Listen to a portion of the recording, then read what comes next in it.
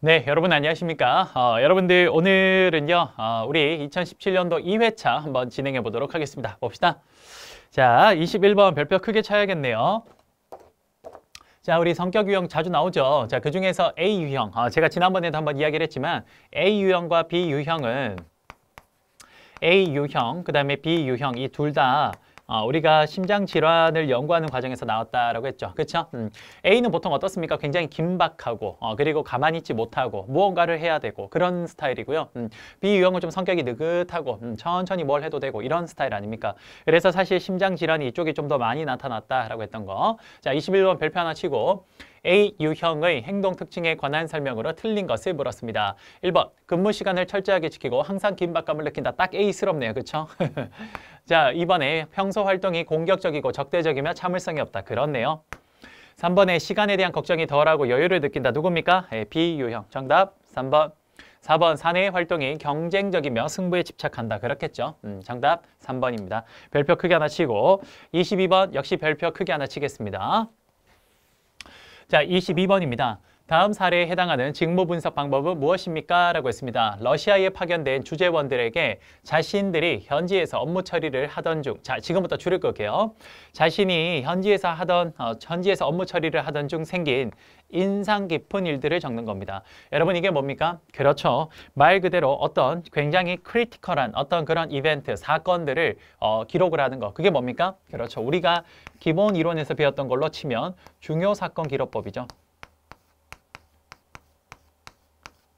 자, 이 중요사건 기록법이라고 하는데 이 중요사건 기록법을 그렇죠. 다른 말로 뭐라고 하냐? 뭐 좀 비슷한 말이긴 한데 중요사건, 결정적 사건. 그래서 1번 결정적 사건법이라고도 합니다. 오케이? 자, 핵심어가 이거예요. 인상 깊은 일들을 적게 한다. 오케이? 별표 크게 하나 칩시다. 자주 나오니까. 자, 23번 역시 별표 쳐야겠죠. 이제부터 홀랜드 이런 거 나오면 무조건 맞추는 겁니다. 무조건. 오케이? 자, 볼게요. 홀랜드의 성격 유형 중 구조화된 환경을 선호하고 질서 정연하고 체계적인 자료 정리를 좋아하는 거. 여러분 봅시다. 구조화된 환경 선호하고요. 또 가장 좀 핵심어가 뭐냐? 체계적 자료 정리 이런 거. 이게 뭡니까? 컨벤션 뭡니까? 관습형이 되겠죠. 자, 하나 더 해봅시다. 관습형에 해당되는 대표적인 직업이 뭐가 있었습니까? 그렇죠. 비서 이런 거. 그 다음에 또 공무원, 사무직 이런 것들이 있지 않습니까? 그렇죠? 23번의 별표 크게 하나 주시다. 자, 그 다음 24번 스트롱 검사에 대한 설명으로 옳은 것은 자, 한번 해봅시다. 자, 첫 번째 1번 기본 흥미척도 BIS는 홀랜드의 6가지 유형을 제공한다. 여러분 이거는 홀랜드의 6가지 유형을 제공하는 거는요. 기본 흥미척도가 아니라 뭡니까? 그렇죠. 일반 직업 분류 아닙니까? 자, 그래서 틀린 게 이게 일반 직업 분류.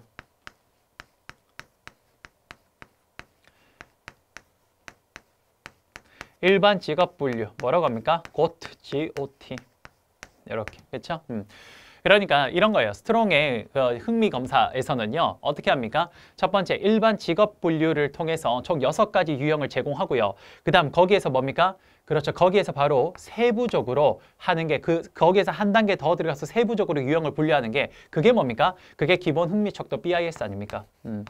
그게 바로 기본 흥미척도 BIS. 그러니까 일반 직업 분류 다음에 이 6가지랑 큰 범주 안에 다시 세세하게 하는 게 그게 뭡니까? 그게 바로 기본 흥미척도 BIS. 이게 몇 가지 항목이 나옵니까? 25가지 세부 항목이 나오는 거죠. 그리고 난 뒤에 마지막으로 이 BIS에서 좀 세부적으로 했죠. 그 다음에 그게 이제 정말로 마지막 어찌 보면 그 사람의 흥미에 맞는지를 체크하는 게 뭡니까? 그게 바로 마지막 이겁니다. 개인 특성 척도 PSS 아닙니까? 그렇죠? 그래서 순서가 요거 그 다음 마지막 사람한테 딱 맞는지 보는 게 한 번쯤 뭡니까? 확인사사라는 게 개인 특성 척도다. 이렇게 보시면 됩니다. 됐습니까? 오케이. 그 다음 2번. 스트롱의 진로 탐색 검사는 진로 성숙도 검사와 직업 흥미 검사로 구성된다. 정확하네요. 정답 몇 번? 2번.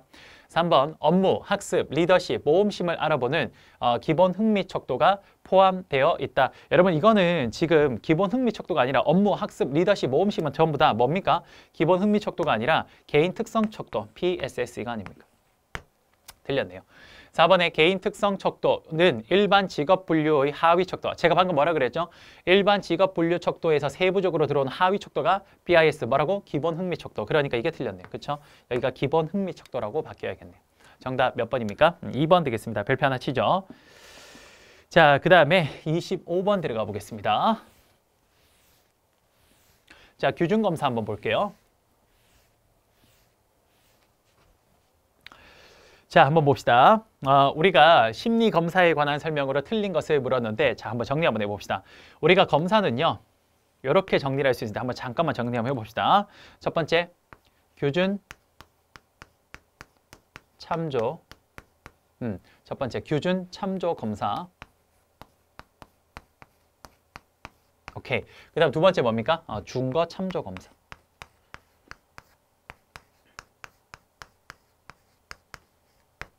이렇게 됩니다. 그렇죠? 자, 여러분들 우리 규준 참조 검사. 이름 참 어렵다. 그렇죠? 근데 별거 아니에요. 뭡니까? 상대평가. 이게 상대평가고요. 말 그대로 기준점, 준거가 있는 거예요. 이게 뭡니까? 이게 절대평가예요.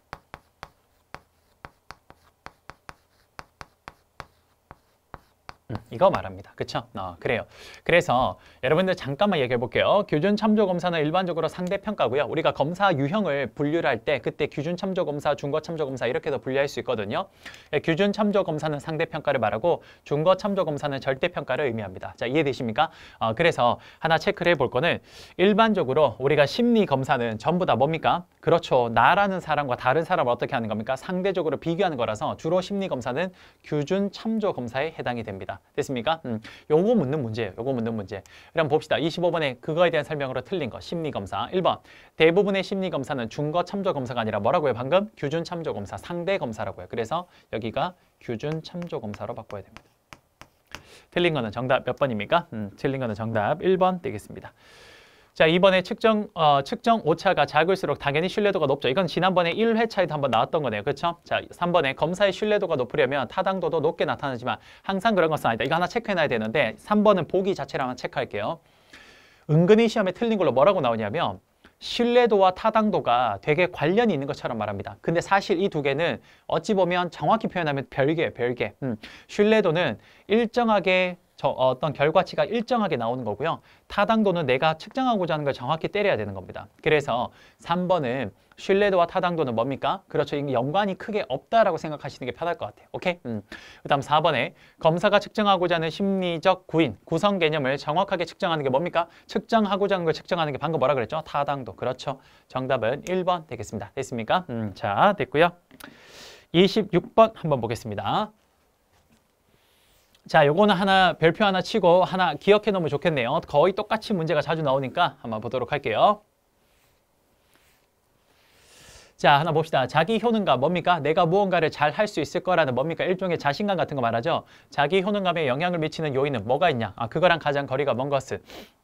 자, 자기 효능감에 크게 영향을 주는 게 뭡니까? 대리 경험, 맞죠? 설득도 맞고요. 성취 경험, 요것도 맞아요. 하지만 사회 경제적 여건은 아니죠. 정답 3번. 하나만 더 할게요. 여기서 한 단계 더 나아갑시다. 자기 효능감에 영향을 미치는 요인들이 이런 것들이 있대요. 여기에서 가장 중요한 건 그렇습니다. 성공에 대한 경험, 성취 경험이에요. 그러니까 영향을 주는 요소들이 여러 가지가 있는데 그중에서 가장 중요한 거는 성취 경험이 됩니다. 이것도 하나 체크할게요. 비슷한 문제가 나온 적이 있어서 26번에 정답 몇 번? 정답 4번 하나 하면 되겠습니다. 오케이, 됐고요. 그 다음에 27번 보겠습니다. 자, 이것도 반드시 암기해야 되죠. 시험에 아주 자주 나옵니다. 27번 별표 크게 하나 칠게요. 우리가 직업상담에서 사용되는 질적 측정 도구가 크게 일단 4가지가 있어요. 4개. 그게 뭐냐? 역할놀이, 그 다음에 제노그램, 그 가게 우리 그때 했던 거 기억나시죠? 그 다음에 카드 분류 맞고요. 여기서 하나 더 하자면요. 생애 진로 사정도 돼요. 근데 사실은 시험에 거의 요 3개만 나옵니다. 그래서 직업 상담에 사용되는 질적 측정 도구로 역할놀이, 롤플레잉, 제노그램, 지노그램, 그다음에 카드 분류, 그 다음에 생애 진로 사정까지.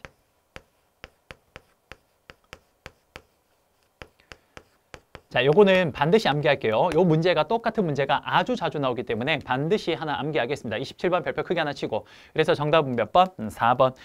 시험 문제는 물론 요 4가지긴 합니다만 시험 문제는 요 3가지에 집중해서만 나올 거니까 요 3가지만 기억하셔도 됩니다. 됐습니까? 오케이. 27번 별표 하나 하고요. 자, 그 다음에 28번 역시 별표 하나 치겠습니다. 이건 여러분 우리 1과목에서 했던 거 아닙니까? 직업 발달에 관한 특성 요인 이론. 그렇죠? 자, 특성 요인 이론의 종합적 결과를 토대로 자, 클랜과 와이너의 내린 결론과 가장 거리가 먼 것을 물었습니다. 자, 틀린 거 물었죠? 자, 한번 해보겠습니다. 특성 요인 이론이에요. 자주 이야기를 했죠. 특성 요인, 인간의 특성과 직업의 특성을 잘 매칭해야 된다. 그렇죠? 자, 1번. 인간은 신뢰롭고 타당하게 측정할 수 있죠. 그렇죠. 지난번에 이게 측정할 수 없는 이라고 적혀 있는 게 틀린 거였죠. 기억나십니까? 그래요. 이제 똑같은 게 계속 나오네요. 그렇죠? 자, 이번에 모든 직업마다 성공에 필요한 뭡니까? 그렇죠. 독특한 특성이 있습니다. 그래서 그 특성과 사람의 특성을 매칭을 시켰을 때 가장 효과적이다. 오케이. 그 다음 3번. 개인의 직업 선호는 부모의 양육 환경 특성에 의해 좌우된다. 여러분, 나중에 이제 우리 자주 보게 될 건데 부모의 양육 환경에 영향을 받는 건 뭐냐면요. 특성 요인 이론이 아니라 뭐냐? 로우의 욕구 이론입니다. 로우는 부모의 영향이 자녀에게 많은 영향을 끼친다라고 합니다. 그게 바로 로우의 욕구 이론인데 요 로우는 다음에 또 이야기하겠습니다만 매슬로우 욕구 단계 이론에서 영향을 받아서 발전된 거예요. 오케이. 그래서 틀린 거는 정답 3번. 4번. 개인의 특성과 직업의 요구사항. 이게 바로 개인의 특성과 직업의 요구사항이 뭐예요? 직업의 특성이죠. 그거 간에 상관관계가 높을수록 직업적인 효과가 좋다. 오케이. 28번 별표 크게 하나 치겠습니다.